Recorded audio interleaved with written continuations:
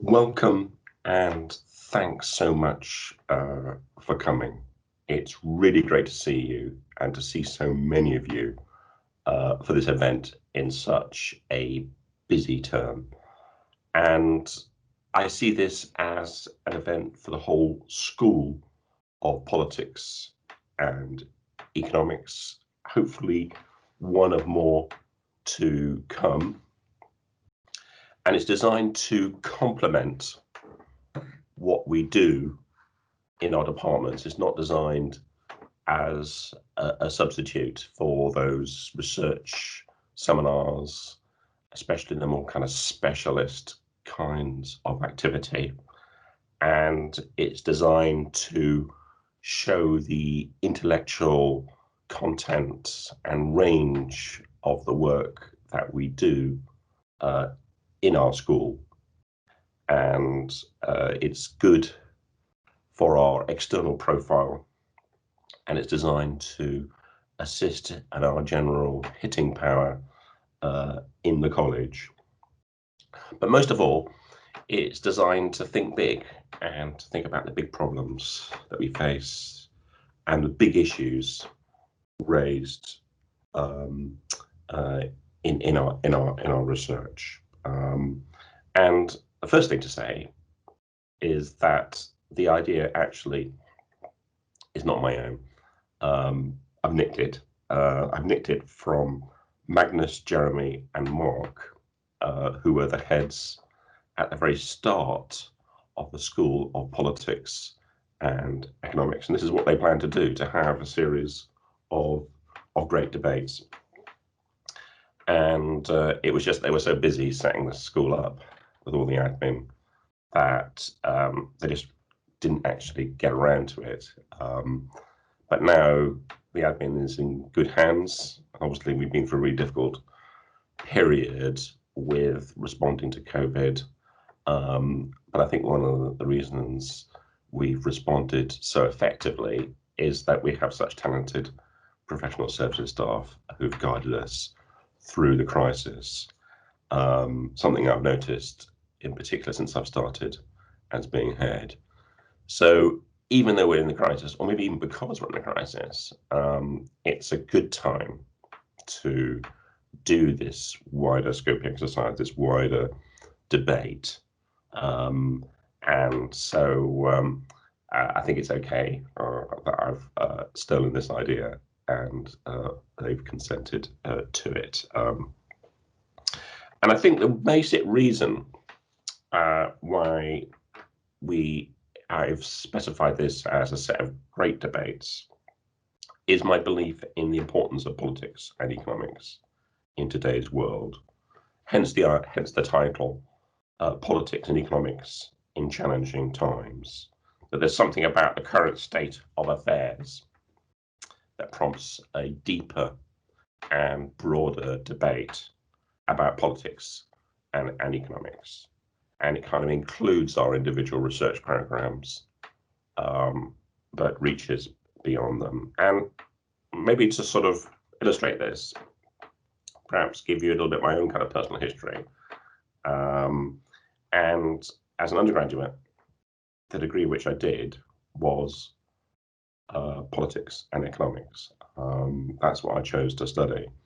And as I've gone through my career, I've become more and more convinced that these are the key topics of our times, that most things we think about in the public world have combinations of politics and economics in them, and we need to kind of figure out how that kind of works. And that's one of our duties as social scientists, to address these big debates. And when I was studying for my PhD and was a young lecturer, a lot of my friends were solicitors, accountants, people who were working tremendously hard in that kind of intensification of work in the sort of 1990s. And they used to kind of look at me and think, well, that's a nice job Peter's got. He's working at home on his politics, political science. What's the massive importance of that? And I'd like to think that these same individuals would be looking at me now thinking, well, in actual fact, I think what Peter was doing was actually pretty important, and actually it's affected our work massively. Now we've gone through these huge events, financial crash, the rise of populism, and now we're in the middle of COVID.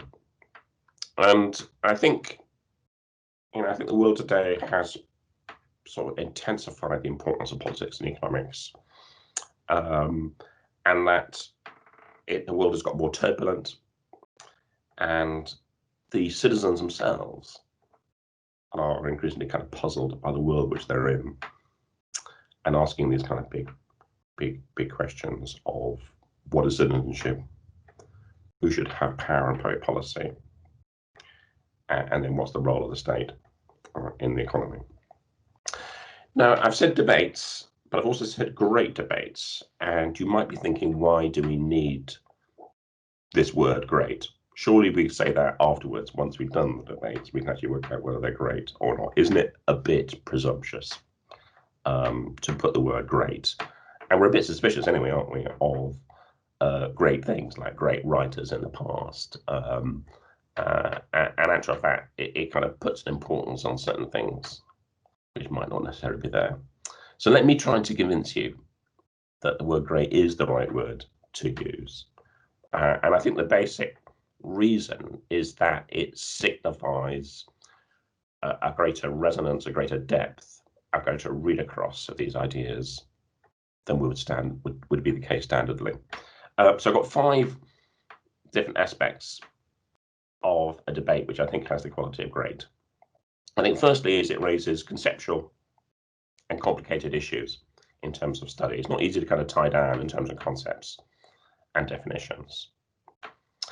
Secondly, it raises important normative issues about how to organize politics and economics that are the kind of sort of fundamental normative issues at stake. Thirdly, is there's lack of consensus about the extent of basic knowledge, but a kind of underlying quest to kind of understand kind of what is going on. Fourthly, that there's a read across between subdisciplines, and there's lessons for everyone, say whether studying both politics or economics. And fifthly, has an impact on the public realm because people care about these issues. And then through greater understanding, they can learn to speak to them.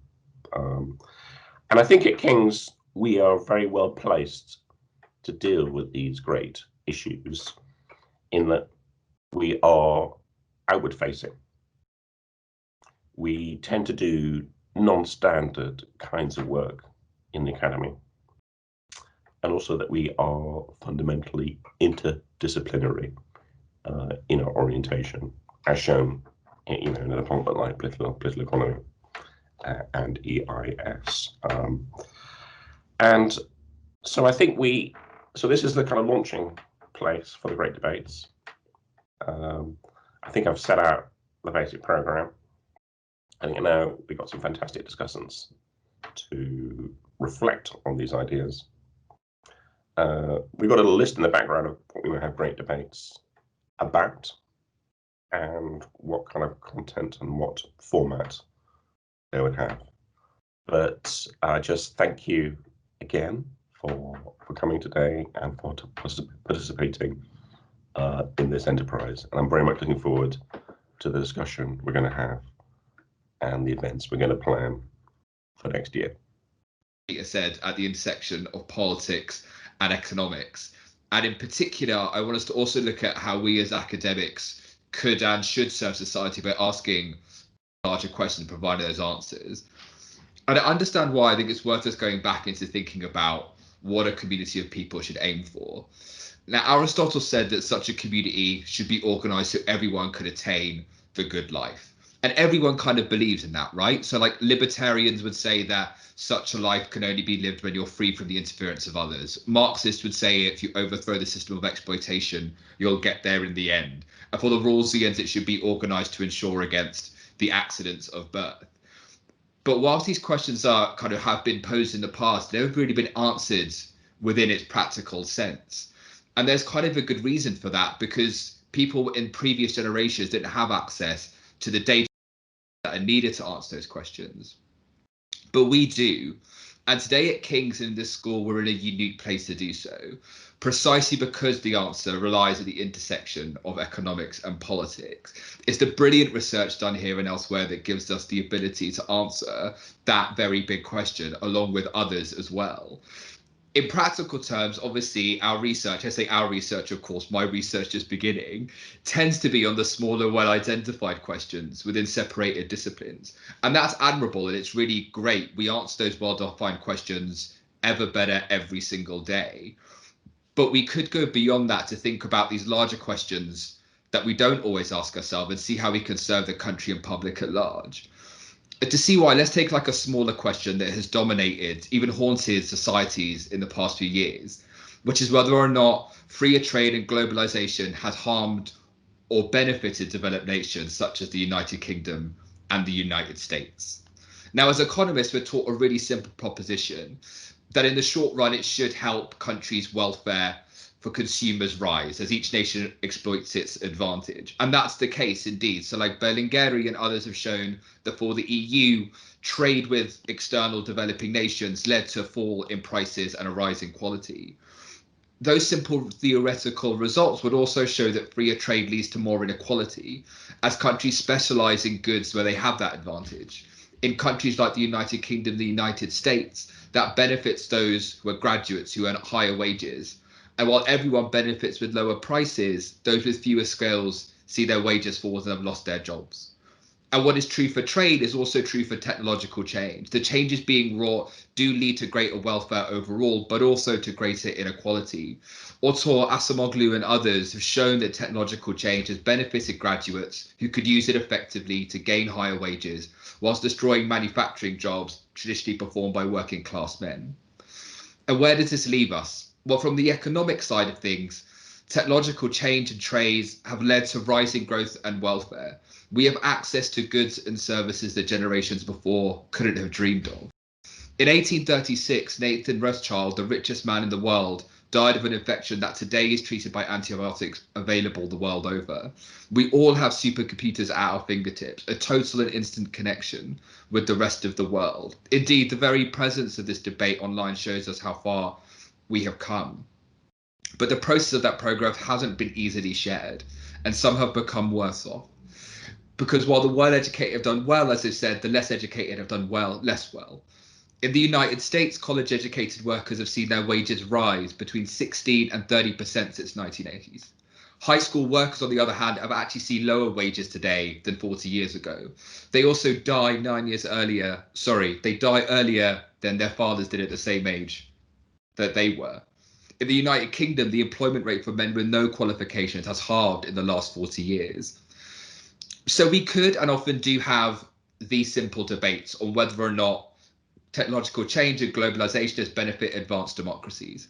And the economists might say yes overall, but that some have lost out. But of course, to only look at that small debate within economics ignores the political backlash that has been wrought by the very progress that is letting me speak to you today. As Bob Dylan put it far more evocatively than I can, for the loser now will be later to win, and the times they are a-changing. And boy, those times have really changed. The economic losers have really become political winners.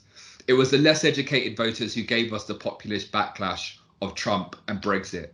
Autor and Hansen showed that areas that saw larger job losses from trade were also more likely to vote for Donald Trump. Canatoni and Stanning found a similar result in terms of Brexit, while Frey has shown that areas that experienced more automation were also more likely to vote for Donald Trump. Free trade and technological change have also had other political effects peculiar to nations with first-past-the-post systems such as ours. Before technological change and trade changed our economic systems, good jobs with decent wages could be found in factories across the country. Now, today, good jobs with high wages are mostly found in larger cities such as London, San Francisco, and New York.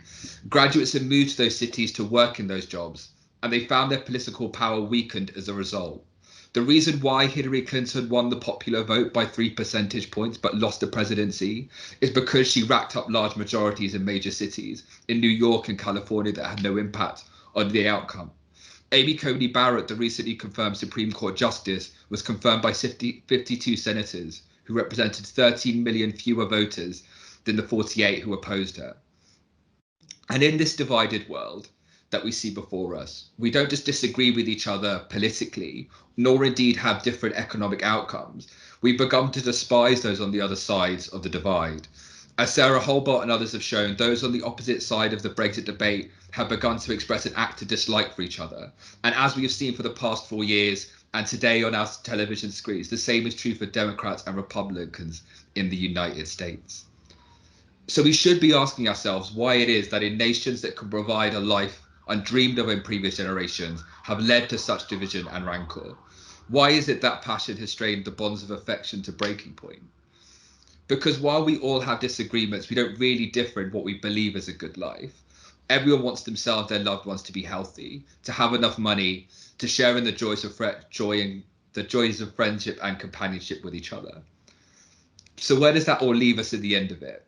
So look, there are economic debates on what has happened and what the great trends have been over the past 40 years, what the impact has been on wages, employment and incomes. There are political debates on the impact on those trends, on polarization and our constitutional order. And we speak of winners and losers, and we speak of graduates and non-graduates, the liberal consensus and the populist backlash. We ask what causes these trends, these events and these moments. And of course, there are similar debates on climate change and migration and protests and diversity and a whole range of other topics that I haven't begun to touch upon. And we do have these debates, and generally we do well in them. But again, we have separated them by academic discipline. And while we provide well-defined answers, we should be raising our sights somewhat higher. We're uniquely placed as academics, and in this department in particular, to bring together research from across discipline in great debates to answer the larger, more difficult and more important questions on how to build better societies. We should do so in this forum because those answers are too important, too messy, and too difficult for academic papers in top 5 journals that be read by few and understood by less. That's why we should engage in the great debates of our time. Thank you very much. Thank you very much, Jeevan. And could we now go to Simona, if you want to again introduce yourself and make your contribution.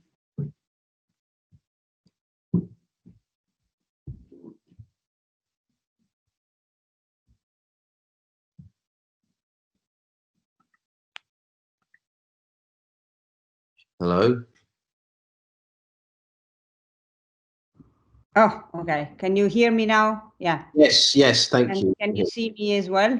Yes, thank you. Good. Sorry about this technology. So my name is Simona Talani. I'm a professor of international political economy at the European International Department, EIS, International Studies Department. I tend to forget it. Anyways, so basically, I'd like to answer Peter's asked some questions in relation to these great debates, and I'll try to answer them all, also making some specific proposal on what will be represent, according to me, a very good, great debate. I'm sure that there will be many other great debates that people will want to discuss. So I'm just proposing one that I think fits all of the different dimensions that Peter has proposed as being relevant for the great debate. So first of all, what was asked precisely, what is a great debate? What makes a debate great instead of being just a debate, which I tried to answer, is something that really changes the life of millions of people, not only politics and economics, of course, has some political impact and obviously an economic impact as well, but actually tendentially has the potential to change the life of millions of people. And nothing better could come across my mind than talking about the debate about migration, which really changes millions of people, not only in the less developed countries and those who come from the third world countries to our Western democracies, but have to be honest also for people like me, who I'm a migrant myself, as I imagine some of you are as well, not all of you, but my accent clearly shows that I'm not British and I'm Italian and I'm a migrant, because if you want to consider EU as migrants. I've been moving from my humble little country to the UK so many years ago that I forgot even when it was. I think it was 1998 to become even a citizen of the UK, but still I feel myself, I consider myself as a migrant. So is that true? The migration involves millions of people? It is. It has an impact on society, and the subject and the question which I want to ask you and ask also people who might want to participate to this great debate is whether migration can be stopped. It seems like an easy question, but it's a question which has got different opinions, different answers according to basically different disciplines, but different ideological positions, different political positions, also from different economic perspective. Although I have to say the only science which is more or less in agreement on the benefits of migration is actually economics, because if you look at what the economists usually say about migration is that it is a positive sum game, basically. So migration is generally good for the economy, the receiving country, although it might be bad for some of its sections, so some of the different section or parts of the economy. So answering the first question, what is a great debate? A great debate is a debate which has got the potential to change millions of people, and the question of whether migration can be stopped, I think, fits perfectly this definition of a great debate. So the other question that Peter was asking, what are the outcomes of this great debate? Are we talking about more research or impact or advancement in theory? Well, if we discuss the question of migration as a question that can change a lot of the life of a lot of people, can we stop migration? If you answer yes, then you implement this kind of policies that would stop migration and create borders, hard borders, that has already been done in countries which are usually receiving countries. If you say no, then you actually have to adopt policies that kind of try and integrate migrants better than we are doing at the moment, and also allocating them rights they might not have at the moment. But even if you don't know exactly the question, and tendentially you would say that we could try to stop migration, that what happens is when you try to stop migration is the migrants still come, but they come illegally, which is something that is not necessarily very often discussed, how you can transform legal migration into illegal migration by simply putting a border.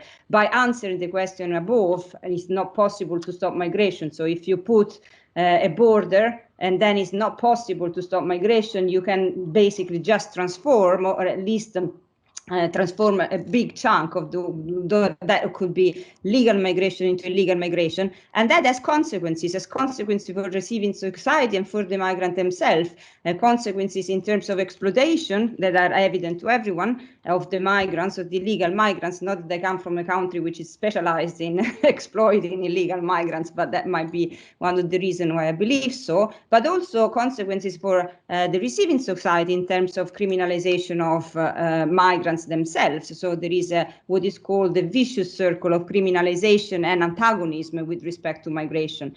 Where the other question that Peter was asking is, are there sides to these debates, and who is on which side? Well, obviously this is a question that has got sides. I don't need to tell you. It's clear that there are sides. There are those who believe that it is necessary and normatively advisable to stop migration, and that migration can be stopped, and those who do not believe that migration can be stopped. And all of these positions are charged with very clear ideological connotation. So it is evident that this is a very contentious question, has got sides to it. Although, as I said, in the case of the economists tendentially believe that migration is not necessarily such a bad thing. By putting barriers at the border, what you obtain is the so-called Fortress Europe, or the Fortress regions, the Fortress US, with respect to the policies that Trump has implemented with the case of migration from Mexico. And in Mexico at the moment, there are something like in the US, there are something like estimated 12 million illegal Mexicans, which is pretty a number, I would say, despite the fact that there have been policies closing the borders, which have been implemented even unfortunately by the Obama administration and even more by the Trump administration. Let's see what happens with Biden, but I seriously doubt that there will be an open door policy for migrants coming from Mexico to the US or from Latin America to the US. If it happens, I'd be incredibly happy and being a Biden supporter, but I'm surely not sure that will happen. So the normative dimension then become very clear. There was another question asked by Peter, what are the normative dimensions of this great debate? How can we address it? Clearly, the normative dimension is huge, specifically in relation to the kind of rights that will have to be attributed to migrants if we decide the migration cannot be stopped, and actually the level of integration that you have to guarantee them, plus also the advantages that could ensure for the local population and the local and the hosting society. And the other question about whether this is a political economy debate as well as a debate which involves politics and economics, I don't even need to discuss it, the extent to which this is a political debate and the consequences which have been identified by the scholars in terms of political backlash of migration. The backlash of migration has been very much understood even by economists. There is Rodrik, Dan Rodrik, and also Borjas, which I had the pleasure to meet both when I was at Harvard. They and I viewed them both on this question of migration. That would happen, stop, that both believe has to stop, not for economic reasons, political ones, political backlash migration, because migration obviously tends to polarize the electorate into different factions where you have those against, and to enforce actually to populist instances, especially give rise to right-wing political parties, right-wing populist parties. And because of the political backlash, they both advise in favor of more borders and more barriers to migration, despite the fact that both believe that migration overall is good for the economy of the host society, being in particular true in the case of highly skilled migrants, but also in the case of low-skilled migrants. I had a long discussion with Jonathan Porters in the course of one of our debates. It was not a great debate because only 3 people attended it and 2 were my students. But the subject was great. And Jonathan, if he were here, he would say, and it was all about whether migration is good for the economy. And there is actually difficult to find an economist saying that this is not the case, because migration tendentially increases the aggregate demand and increases the productivity of one's economy by also shifting the labor force of the host society towards those production which they can do better, whereas very rarely you can see instances of competition between the host labor force and the local labor force and the migrant labor force, although obviously this can be debated, and this is where I would like to have more debate. And basically, so just to conclude, and that will be the end of my discussion, because of all these reasons and because of the impact that migration has on host societies, but also in general, in the globalized world, on the life of all of us, I think that going deep into the analysis of whether migration can be stopped or not could be the subject for a great debate. Thank you for listening. Thank you very much, Simona, and you've all done well keeping to time so far, as well as making excellent contributions. I'm very grateful. Could we now have Gulnaz, please? And again, if you want to introduce yourself and make your contribution, please. Sure, thank you, Andrew. My name is Gulnaz Sharafuddinova. I'm a reader at King's Russia Institute, and I study Russian politics. And I still cannot get over, I just received my book less than a month ago, so I had to flash this to your attention, The Red Mirror. I was very enthused by Peter's suggestion and invitation and this whole initiative. I believe it's a really good time for starting this adventure, and I believe we need to be ambitious with the vision. We need to be strategic with the advertisement and outreach, perhaps planning some feedback mechanisms and impact beyond our SPE boundaries. At the stage of organizing and thinking through what we want to get out of it. And I hope we will be also discussing what the impact and the outcomes of such initiatives should be, besides engaging and exchanging ideas. And of course, I hope for this to be intellectually exciting, inspiring, and educational initiative.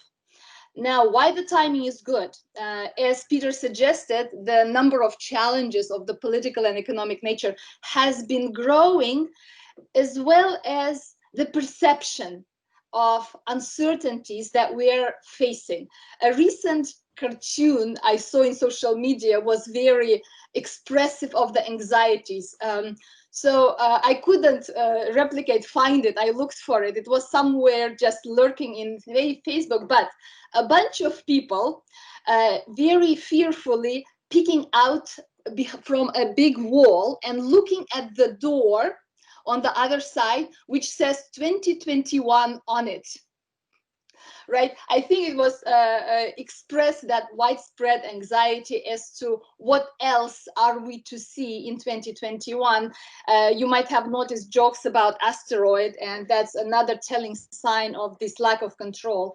And as I think about the sources of anxieties, of course, there is number one thing that comes out in a lot of discussions about anxiety widespread and the challenges is the role of uncertainty, the precariousness, the uncertainties that how many things that used to be certain in the past have become uncertain. We certainly live in this interesting, proverbially interesting times. But going beyond these discussions of uncertainties, I actually want to raise a question of where do the certainties come from in the first place? And whether these certainties that we have assumed and we have believed in actually were certainties that were historically contingent, overhyped and overrated in the first place. So going a little bit against Peter's point about how we all lack consensus, and that's a good thing, I want to draw our attention to the sources of various consensus points and certainties that existed as a result of historical eras, such as the Cold War era, when the conflicts, domestic conflicts, were transposed or projected onto the international sphere, and certain truths about, and here my political science and a person who analyzed democratization turning into authoritarianism and analyzed regime types. And today we're facing a situation of very blurry boundaries. What is a democracy? What is an authoritarianism? I just published a working paper about responsive authoritarianism because in various spots in Russia, in China, autocrats are responding to public will. And then I am here in Washington, D.C., seeing how Mike Pompeo is saying Donald Trump is going to be a second president against all the norms and institutions and the news that we are getting about what has happened. So unexpected things happened, right?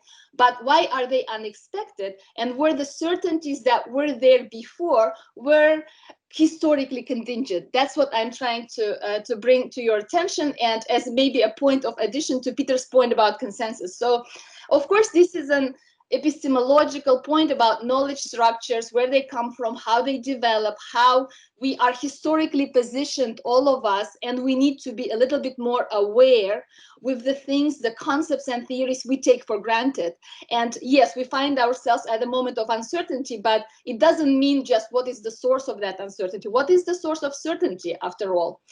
Now, these such observations might not be, they were just prompted by thinking about bigger questions about knowledge structures, but this might not be actually what a great debate should be. What should make for a great debate? I believe that I will just point out three things. Debate is great if it is driven by a question that resonates with a broad audience. I think here Leila's points, Peter's points, we all agree. The question should resonate with a broad audience, and many other people should be asking or relating to that question. And I would argue that we do need to stay relevant and grounded. So if I am able to turn epistemological discussions into a thing that is interested, that resonates with the majority, okay, maybe I can make it into a great debate. But such more grounded issues that Divon also talked about economic inequality, migration, identity issues, gender issues, war, conflict and contestation, issues of leadership, I think are more likely to have a broader groups interested in the outcomes of these debates. This also means that we need to find the forms of transmitting the great debate onto the public.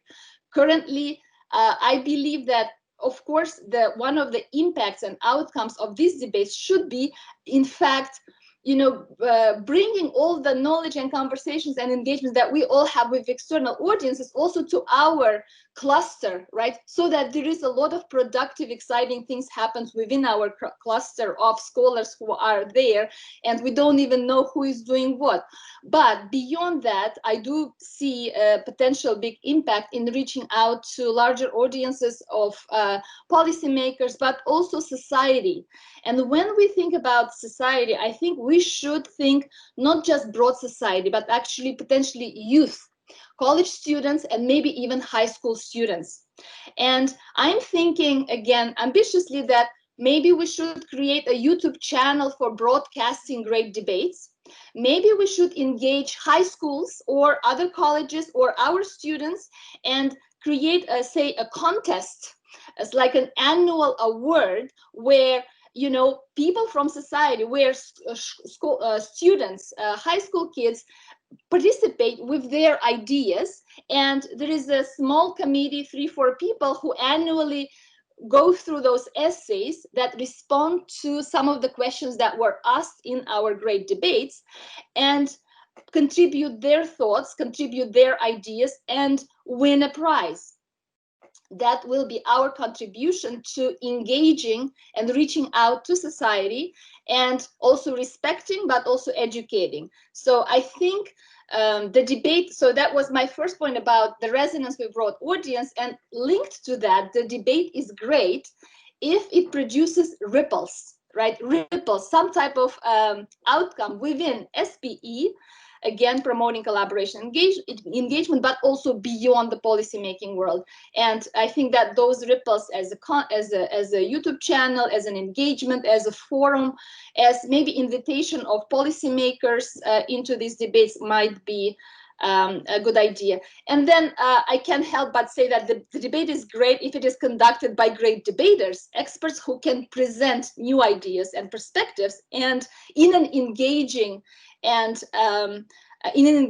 way, something that we are well positioned to do with our systematic, time-consuming, painstaking work that allows us the authority to present the knowledge that is produced as a result of that work.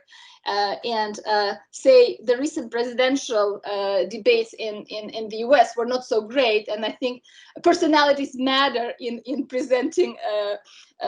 Sometimes important questions could be responded to by people who might not produce very great answers. So I think great debaters are a must in this initiative as well. And I will stop at that. Thank you very much. Some really positive suggestions in there. Can we now go to Sean, please?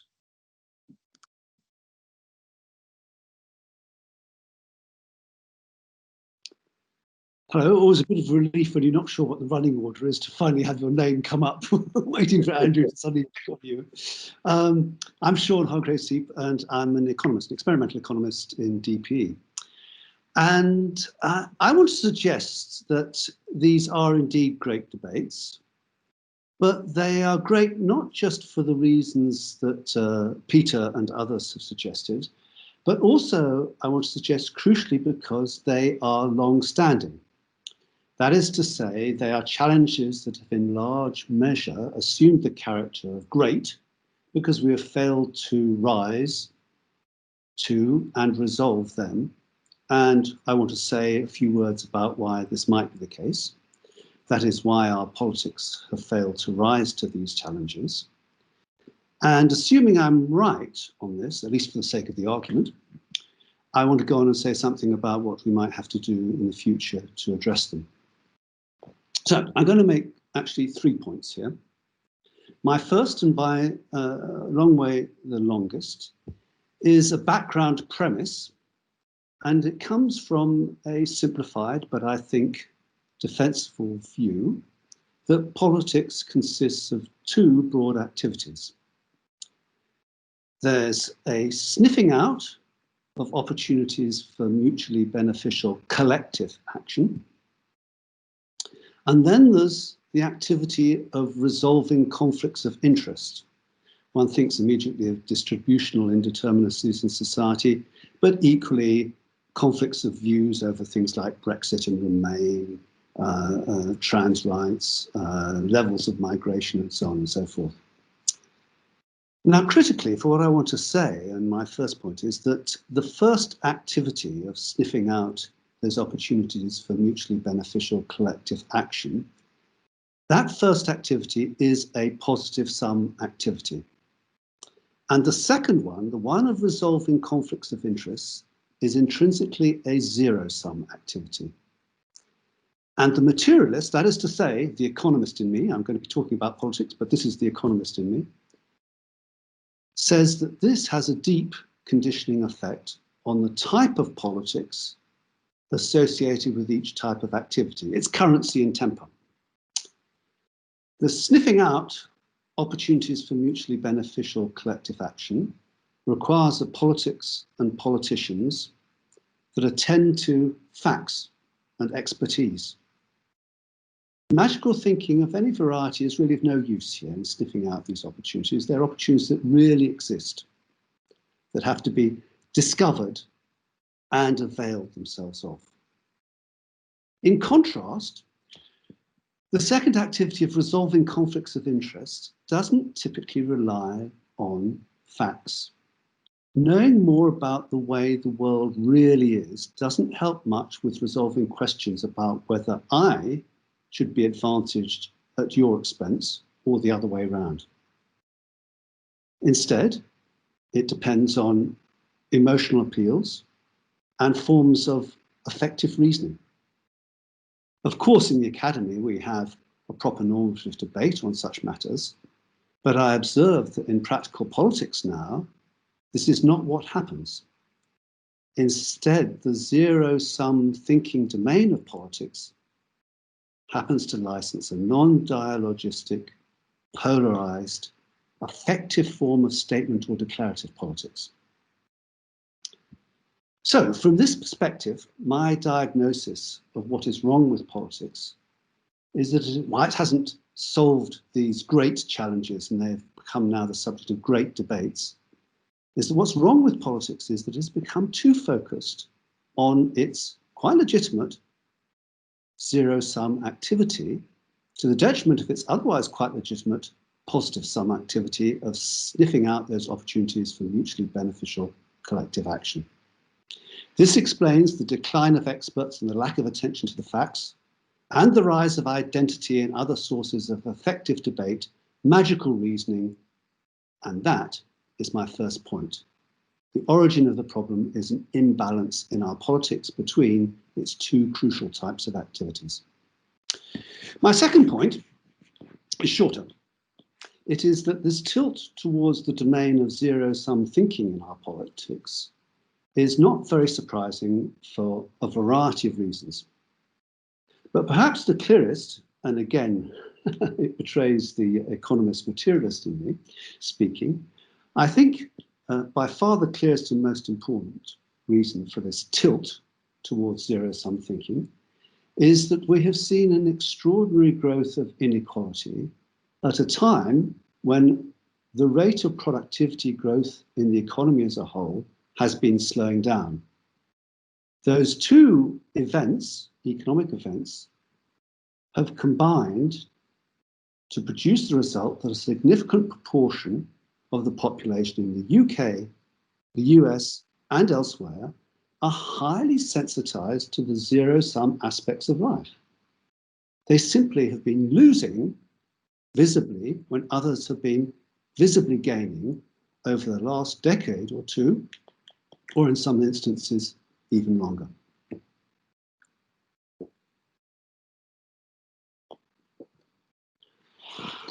If this is right, then it seems my third point is straightforward. I'm going to be saying something like, what Jeevan was saying. We must tackle the growth of inequality. However, a moment's reflection will suggest that to do this is likely to play into and reinforce, at least on my diagnosis, the malaise in our politics. Because it would further tilt the balance of our politics towards what, if I'm right, is already overweighted end in this dualistic model of politics I have, the end that licenses zero-sum thinking.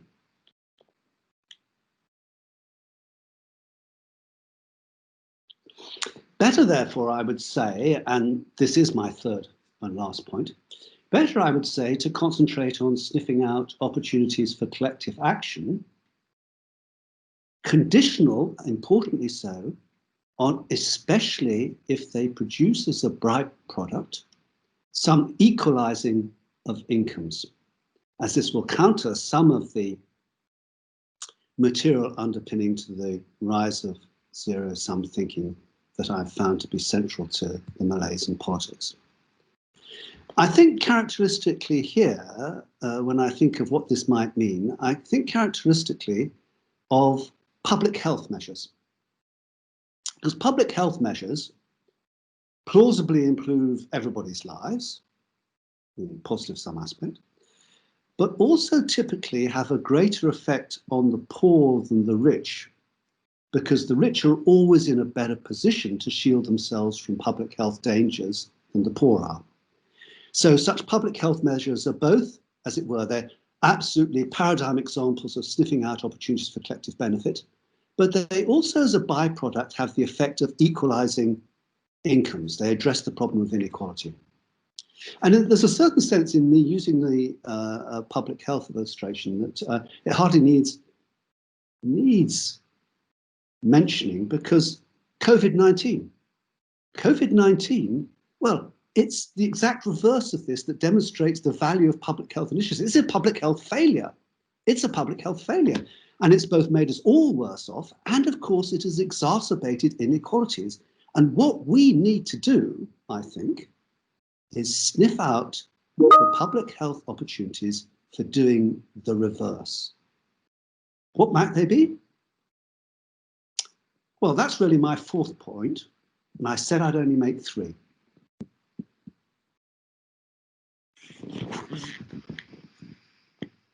Sure you don't want to make it a fifth? Okay, thank you very much, Sean. That's great. Before we go to questions, I wonder, Peter, do you have any immediate responses to any of this? Anything you immediately like to come back with or throw out to people for discussion?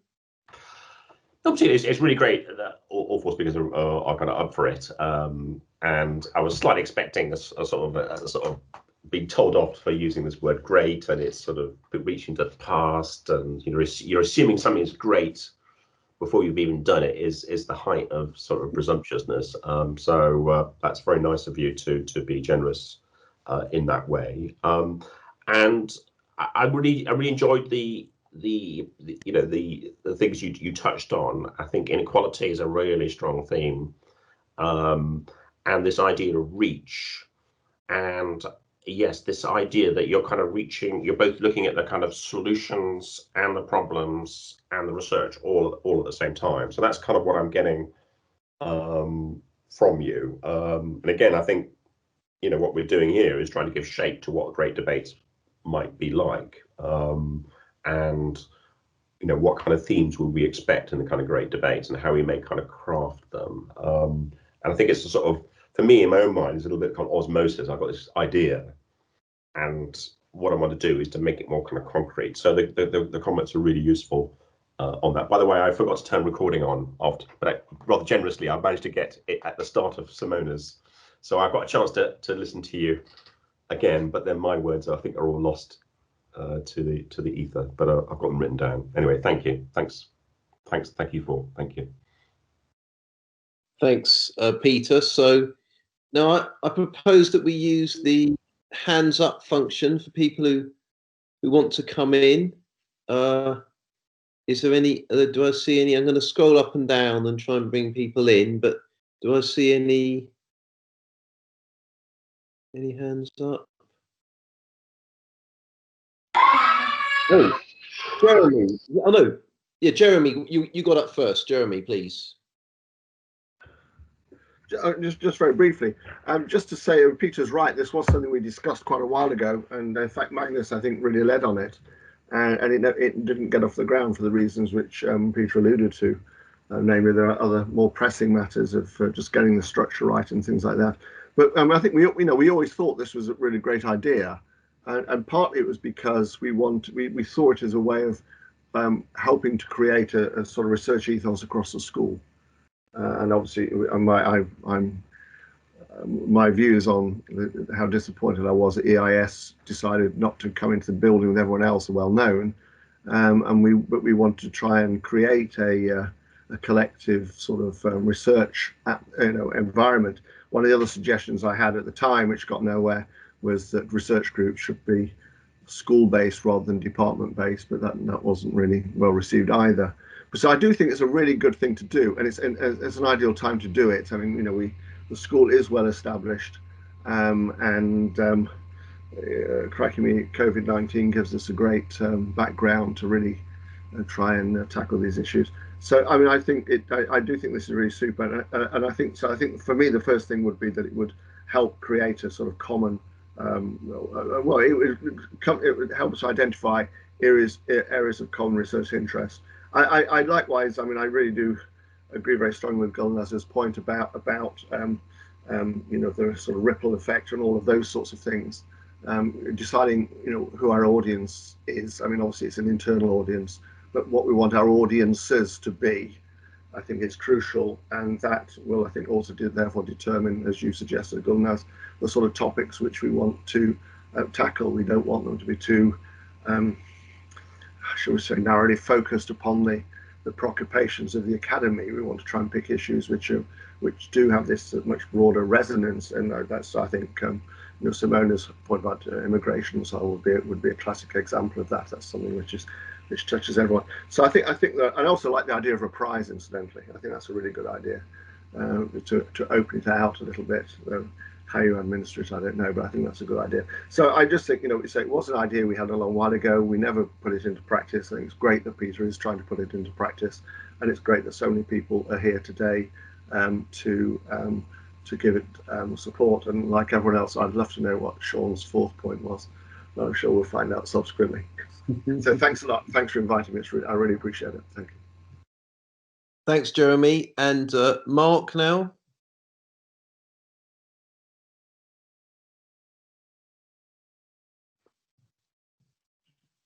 Where's Mark? Is Mark gone? Or... Am I unmuted? Yeah, I can hear you now, Mark. Okay, great. Sorry, thanks very much for hosting the event. So I have a suggestion for what one of the great debates might be, which was really prompted by some of the remarks. And maybe it's a bit too esoteric in the sense that it's not public facing enough. But the debate that I would suggest is, what are the facts of the social sciences? I think that's a question that appeals across politics, economics, and across all departments. And the reason that I pose that question is actually prompted by something that Sean said. So I think in the first point, he talked about sniffing out opportunities for sort of mutual advantage to address collective action problems. And then he went on to say that these can be subject to factual analysis and expertise. And that's something that I would respectfully contest. So I would say that whether or not there are actually collective action problems, how they're understood, and whether there are solutions to them is very much socially constructed. We need a more decentered understanding of what these kind of problems may be and what the right kind of solution might be to them. And that means addressing fundamental issues of what the facts of the social sciences are and what the role of expertise is in relation to those facts. So that's my suggestion. Thank you, Mark. And I'm reminded of a book that I co-edited with Roger Mortimer. I must say he did the bulk of the work on it. I think Roger's here, called British Political Facts, which we inherited from David Butler. But I remember at an event once, I happened to have a copy of it on me, and a person who was on the panel with me before the event saw the book, saw the title, and said, "Whose facts are those?" So, you know, I think there is a genuine challenge going on there. Federica, please.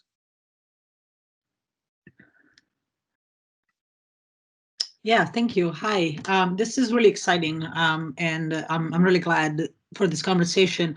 I was involved at CASBIS in a similar process to create a sort of like a somewhat less ambitious, I think, sort of like a podcast series that was in response to COVID, but really like broadened the scope of the conversation beyond COVID very quickly.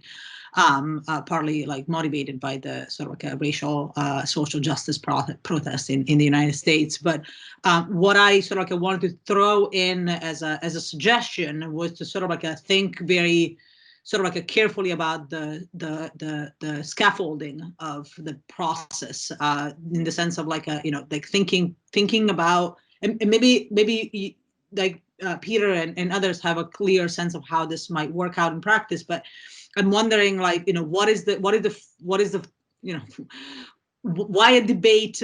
What is the format? Like, how would it actually work in practice? And how do you map sort of like the format onto the outcome that we are hoping to achieve for whatever audience we decide to have? I think that like it's a tall order to think that a debate might yield policy implications, but I think that, for example, Gulnaz was suggesting like some impact on students and student participation. That seems like a very different and yet like a sort of perhaps more obvious like outcome to map onto the structure.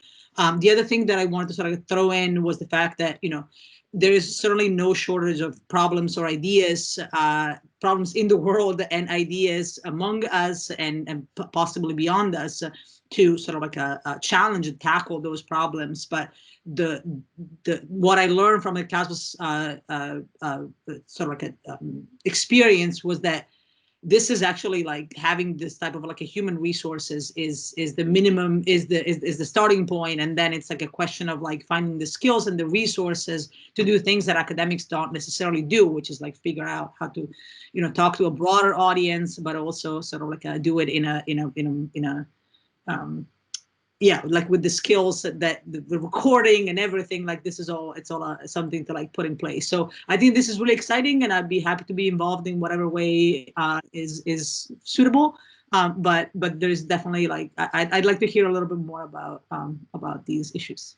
Thank you so much. Thanks, Federica. And I think maybe we could go back to the panel in a minute. Jeremy, is your hand still up, or is that? I've learned a new phrase today, a legacy hand, when a hand's still up, but it's not.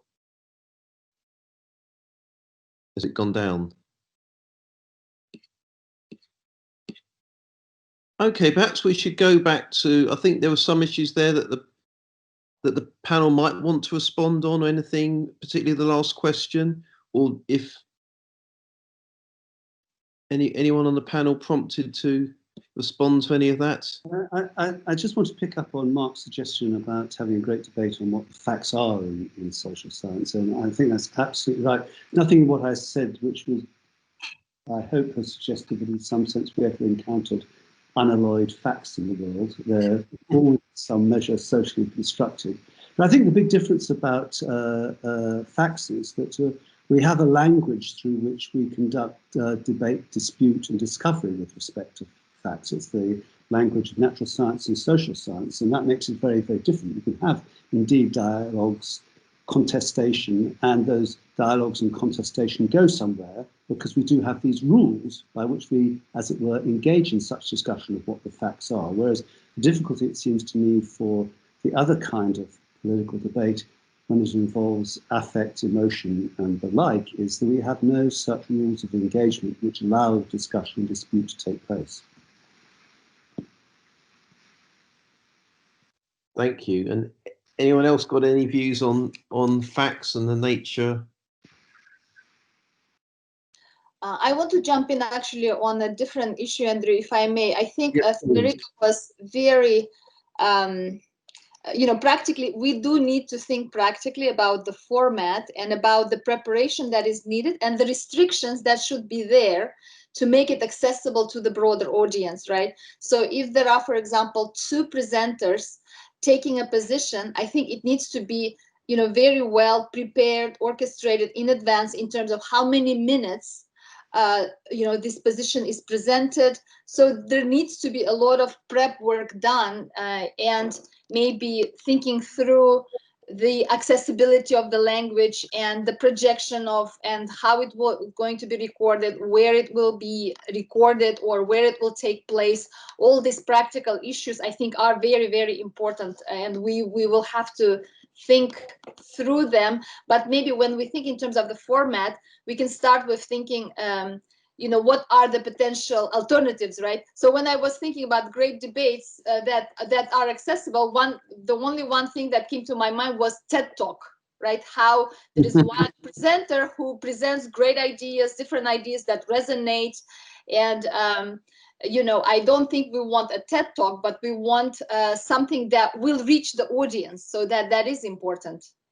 But we need to think about alternatives, how these could be organized. And those are practical questions, and I'm sure we will benefit from a lot of input on this question. Yeah, and I think just to add, I think we'd be grateful if people have got follow-ups after today as to ways we could go about doing it. I think that's all really useful. I'm getting more. I think we had Simona, then Alex, then Peter. So yeah, I mean, just to before going to the very practical question, I think we need to ask other questions, a little bit broader ones, like who exactly we want to invite. Because as I said, I had already a great debate on a great subject with 3 students. So, and then we're great debaters, I think, not me, but certainly Jonathan was. So it really depends on exactly who we want to invite, and also whether we want. On the other hand, I had wonderful, like with huge audiences, conferences on migration. We invited Italian politicians. I had 450 people coming to one of these conferences where an Italian MEP came to talk about the latest reform of the Dublin regulation. So that's really something that we need to ask ourselves, because great debates with great politicians and normally or great, very famous people, they work better in a way because there are more people attending them. So I really think we should think exactly what is that we want, like only scholars or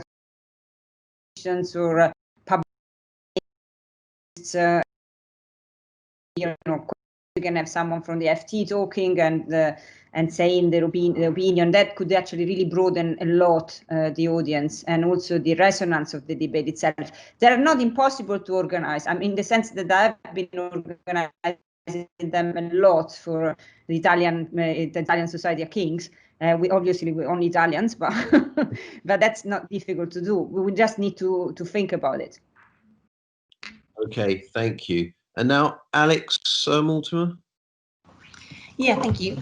Just further to all of that, really, on the practical side. So I suppose from what everyone has been saying so far, you referred to a number of different audiences, and we've talked about students, we've talked about other academia, wider public.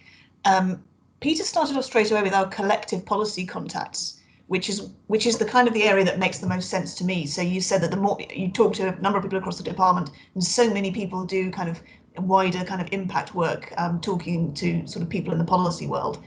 It feels to me like that's where we pitch this, that this is going to appeal to a space that sits between, think tanks, journalists, and people in kind of who are working in policy generally.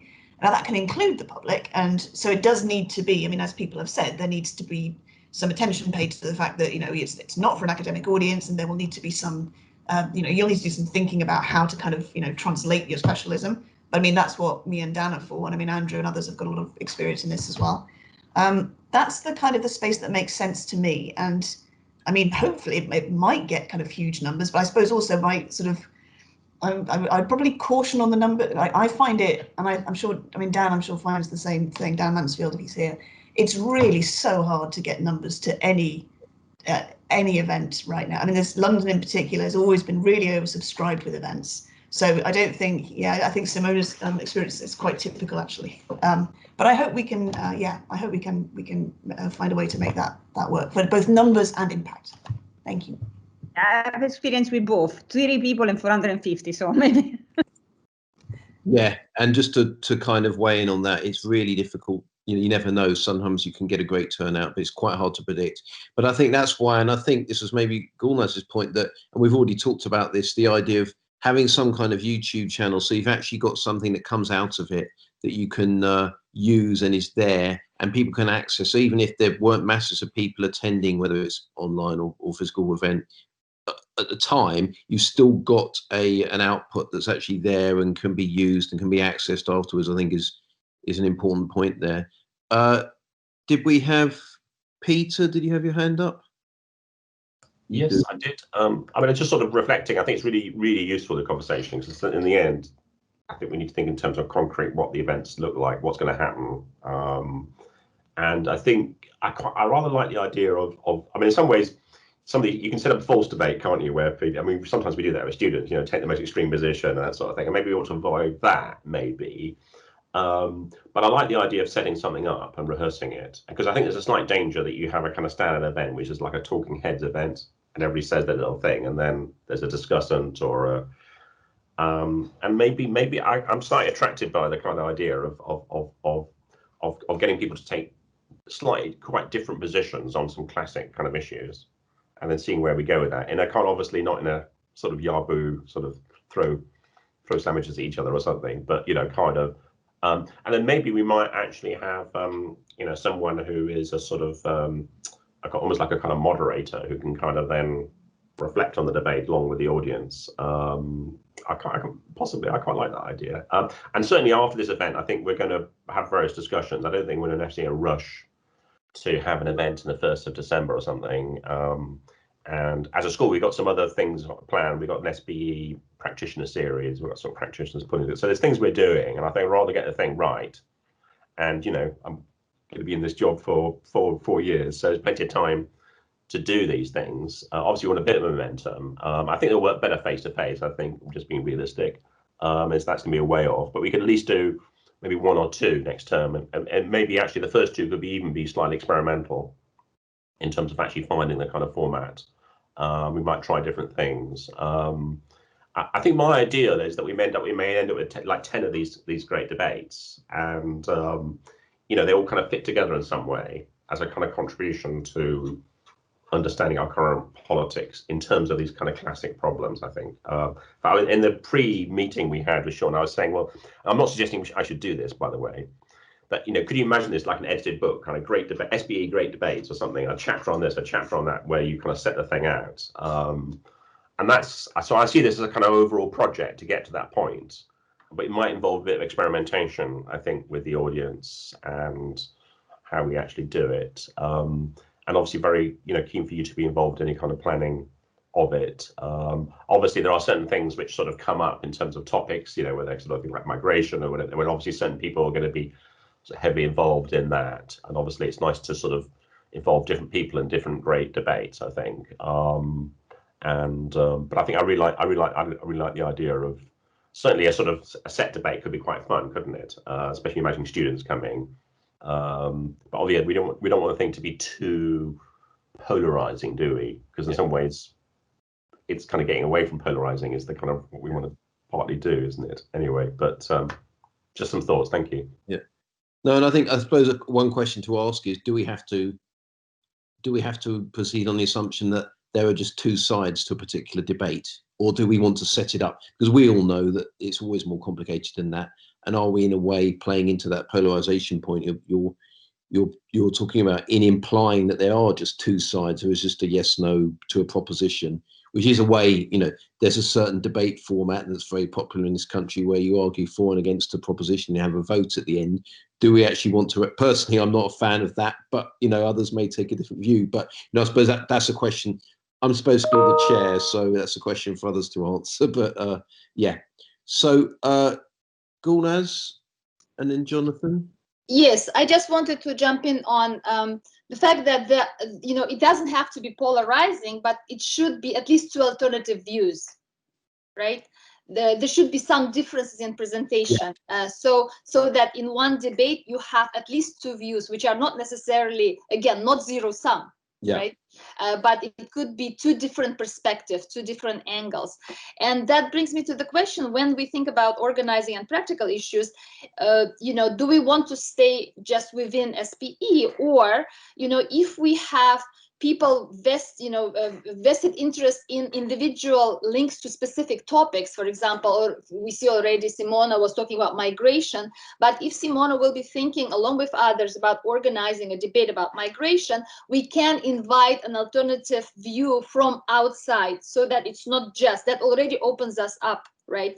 And I also very much like the idea, both, I think having the, because hopefully we should think about making these debates so that they are on, that they could stay, right? In terms of going deeper into the assumptions, into the things that Sean was talking about, and then Mark joined in with the facts and social science, so that these are staying questions. So they capture the very relevant hot topics, but our expertise, our intellectual efforts can bring some, not permanent nature, but at least some staying nature, so that the books will be interesting. And then even if there are recordings on YouTube, even if there are only 30 people who are watching it now, but then over a couple of years, it could be used as a resource. It could be used by others more and more. So then it has an impact. So if we can think through various types of,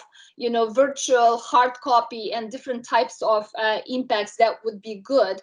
But it makes me think, if we are thinking about outside presenters that we can think of bringing into the debate, probably there should be some resources for this as well, right? If we're inviting, and I think for attracting, we need to be strategic for starting big in terms of both the topics and the people that we bring in, but also carefully thinking through the staging of it, or through just the format in terms of how many minutes we want, the speech to happen. So those things I think will be important. Thank you. Jonathan? Yeah, can everyone hear me okay? Yeah. Yeah.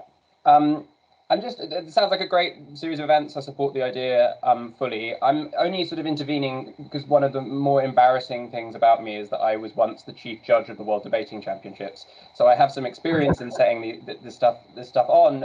I very strongly support your suggestion, Andrew, of not having public votes. And I think a way to think about this is, what's the added value of an event like this compared to so much of what is already out there? And it seems to me that a big thing that there'd be huge demand for is something that really cuts away from the kind of sophistry style public debates that we see all the time, and gives really informed, detailed, fact-based discussion that I think should be organized around an axis of disagreement. So you should probably have two sides.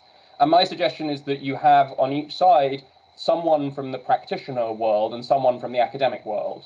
And so you get a perspective from both. But the debate is very much set up not in the interest of which side wins, but for people who want a more informed, detailed, research-based discussion about the various debates and the various issues. And I mean, it would be very nice to be able to say at the start of every event, the 4 speakers we've got are all here because they believe there is a real debate to be had, not because they think that one side is obviously right. And I think if you invite the right kind of people and you get away from the idea of having public votes, then I think that basic debate format of, no, let's have 2 sides, let's have 2 speakers, let's have a zigzag back and forth between 4 speeches and then open for a discussion. I think that format can work well set up in that kind of framework. So just if that's useful, that's my kind of 2 cents.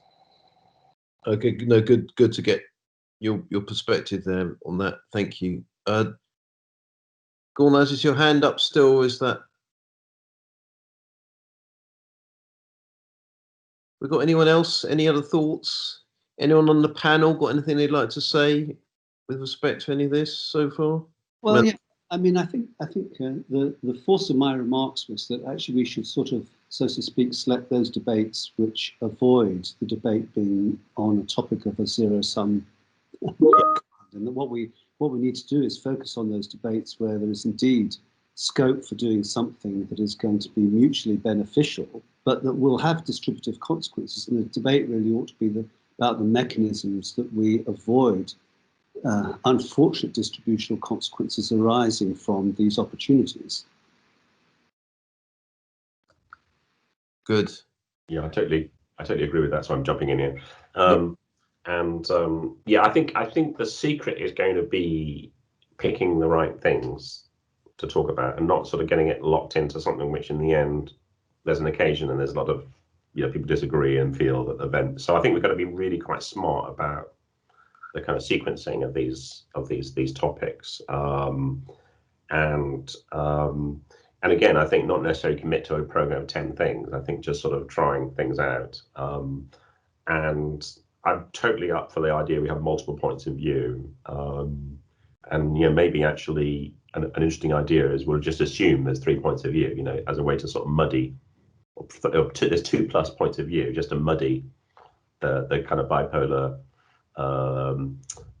sort of format. So whereas we're almost like anti-Oxford Union, if you know what I mean. But on the other hand, I think we don't want to shy away from the point that actually the reason there are debates is because we don't know stuff. We don't know how to solve these problems that easily. So that's why we're having debates. So I think it's going to be a finessing exercise. On the issue of external speakers, very much up for that. And as part of the school's function, the school has funded external speakers. We've not been able to do it recently because of COVID, but hopefully we can go back to that. I think I don't want to sort of celeb spot. I'd rather the speaker was fitted to the topic, and we get the speaker because they can really add value to that, rather than somebody promoting a book. Oh, sorry, we all promote books. I got books out, so. But I mean, you know what I mean. A speaker coming, and I think it's the debates that are the important thing, and then sort of accumulating knowledge about those debates. I think in terms of the topic, I sort of wrote out some sort of topics, didn't I? And I'm not 100% convinced of them all. I do think issues of the debate about inequality and what to do about it and how to understand it, I think is still a big, although there's quite a lot of stuff that's going on the moment, I think is really important. I do accept that migration is a huge issue. I think I might want to do that a little bit later when we're settled into it a bit, because it can be potentially quite explosive, can't it? I don't know what. I think obviously there's the COVID issue, but we've actually got a little event on that. There's also quite a lot on that. And I love I really like Mark's idea of facts. I think we should definitely do something on that and what facts are. So I think I've certainly in my own mind, I've got about at least 3 or 4 things we can sort of play with. And then I think the secret is to have sort of an early event and then to kind of craft it. But does anybody have ideas about other topics we might want to do that would really fit this set of ideas and or reflections on the topics which I've come up with? I feel my list is good. I feel my list could be better, actually. I think my list could be more sort of fundamental. I think a bit like like Mark's sort of question or the possibilities for collective action or something like that, or those sorts of things. I'm up for ideas. So if anybody got some particular ideas of what we should work on, I'd greatly appreciate that. Colin. Yes, just one idea that hasn't been mentioned, and I was just waiting for somebody else to mention it, would be on democratic design. We're going through major constitutional changes and so on, and I think it also fits in with Sean's point that the room to have positive sum games played is dependent upon the institutions that you have within which those games are played, and that would strike me as currently a really major question. So in a sense, I'm absolutely with Sean's analysis on that, but I'm saying that there's a background question to that, which is how do we allow our the rules of the game to be designed in such a way as to allow this to play out.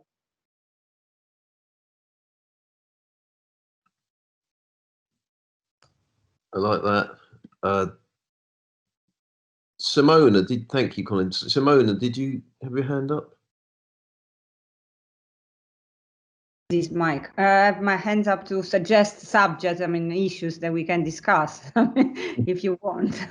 I have the obvious one is climate change and what you do about it. Then there is globalization and deglobalization, what it means, technology and innovation that are subjects which we definitely would like. It depends how you want to tackle them, but they're 3 subjects which I think we should put, and I might have more ideas if you let me think for another 3 minutes, but that would be my ideas on what to talk about. Thank you. I'm sure Peter would be grateful to receive them. All ideas, great to receive. And yes, I should have mentioned the environmental one. I think is really, again, it kind of raises all these huge issues of, but itself also raises the issue of kind of collective action and distributed politics and all those sort of things. So it's possible the great debates could link across each other with various sort of themes that were picked up across those debates. Absolutely, I think we should definitely do something on that. So, any other? I think it's fair to say we're getting a general sense that this is a good idea and we should be doing this. I think that's a conclusion we can fairly draw. We're not going to move to a vote in light of previous discussions, but I think I think we're open if people want to come forward with suggestions on things like format, which we touched upon, subject matter, and then also what do we do with it, and what does a successful great debate series look like? What are the follow-ons, and that are all useful things to be thinking about. I suspect, I don't want to speak for Peter, I suspect we're going to go away and try and take at least one forward now, because we can modify as we go along. Did anyone have any final words? Anyone on the panel or Peter have anything? Well, just to say thanks ever so much for pitching in, and again, I think obviously it's confirmation bias, isn't it? But I thought of it's nice to hear the sort of affirmation of the idea that it's kind of worthwhile. And I think the base itself is a sort of just a kind of different kind of academic event rather than the celeb doing a book, the academic seminar. It's something sort of which is sort of bestride reaching out to kind of practitioners, as Alex has said, and interested members of the public. I think our students ought to be involved with this for some of the reasons I suggested. I mean, it's one of my passions, really, that I feel a lot of our students turn up really passionate about politics. And I feel we need to feed that and not get them into sort of this sort of mechanistic essay writing, sort of gaming the system, and sort of try and hold that passion. So I really like the student body to be involved with these. But I think a little bit more careful thought about format, the topics. So I don't think we're going to rush into this. Probably have a few more meetings after this. There's a little events team we got together. And I might sort of reach out to a few of you who've made some comments, maybe get a few extra ideas. Maybe Simona's extra ideas are sort of waiting to sort of pop out. And I might just approach people anyway, just sort of canvass some ideas, tot up the document a bit, and maybe sort of talk about the format. And we've already got some more text, which I wrote this morning, which is my 5 conditions of a great debate. So I'll pop that in. And I think we'll probably expect something around, I think, sort of February time. I think we'll do one next term and see how it goes, and really make sure. I always think less is more in all sorts of things. Just do one that's really good, and put a lot of work into it, and get a lot of people coming, and try and persuade people to turn up, and then do it well, and then maybe take a breather. And then I think once we got the format right, we can then go a bit faster, and then hopefully we'll be more face to face again. I should think we should still keep, the online ability, and if we can ever work out how we do this, what's it called, where you both online and offline at the same time. But it's just it is difficult to do that. We can have people on the screen, and then I think I'd like something like that. If we can get that, and then once we've got the format right, we can do one a month or something, and then do a kind of series. And I think we should do about 8 to 10 as over a period, and then stop, or then see where we are. And you never know, we might be doing some edited book or something at the end of it, or but certainly in terms of we need to kind of create some resources. We've got a Twitter feed, we're going to have YouTube channels. And again, I think it's all part of my, I think we should be doing this anyway. I believe in this sort of thing. And I think, this is what we should be doing social science for, is to ask these sort of questions, which then also, I mean, the other thing is also, kind of make, generate sort of research collaborations across the schools which weren't there, and just by people bumping up against each other. So there may be some positive benefits with that. And also, I think I'm quite keen that we sort of let other parts of the university know that we're doing this sort of thing, especially once we've got it going right. So they think that, wow, these interesting things are happening in the school. There's all this dynamic stuff, and also the relevant stuff. The people at the top really care about that sort of thing. So I kind of think we can play all these sorts of things, enjoy, and also I think we should enjoy them as well.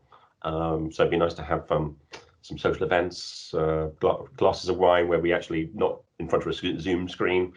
So I think we should have some fun, and there's a bit of budget around in the school to fund these sorts of things, and hopefully we can all enjoy ourselves and learn stuff at the same time. That's my plan, but I'm not going to rush into this. I think it's my line. Okay. Mm-hmm. And but to also say thank you ever so much for Andrew for chairing, and the speakers. It's really provocative what you've said. Made me think, and thanks everyone for coming as well. I know it's a busy teaching afternoon. We're probably all exhausted with all the Teams, Zoom, Google Hangouts, whatever it is. So it's really nice people come. So I really appreciate that, and it's nice to see the whole school together. It's really good. So thanks ever so much. Thank you.